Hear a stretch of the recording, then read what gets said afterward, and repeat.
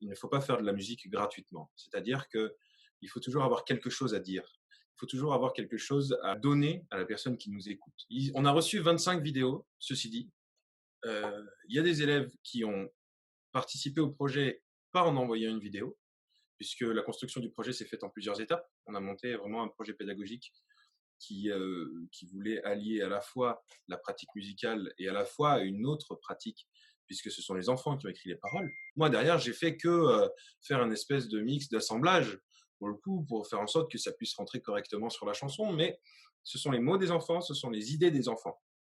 Et il y a des enfants qui ont envoyé des idées, qui ont envoyé des mots, qui n'ont pas envoyé de vidéo. La première étape, ça a été, une fois qu'on a eu choisi le morceau, de faire apprendre ce morceau-là aux enfants, de leur faire apprendre la mélodie. Là, pour ça, moi, du coup, j'ai fait des arrangements, j'ai fait des enregistrements de bande son, et les enfants ont pu apprendre. La deuxième étape a été la confection des paroles, pour le coup, et on a donné une consigne aux élèves qui était juste de parler de l'actualité. Comment ils la ressentent, comment ils la vivent. À la fois le confinement, à la fois l'inquiétude du fait que c'est une maladie et que tout le monde peut l'attraper à un moment ou à un autre, sur le fait que c'est vraiment une situation qui les change du quotidien, qu'il y a un autre quotidien qui se met en place. Voilà. Ils ont eu toutes ces idées-là et c'est eux qui ont vraiment nourri le cœur du projet, une fois de plus. La troisième étape a été que les enfants s'enregistrent.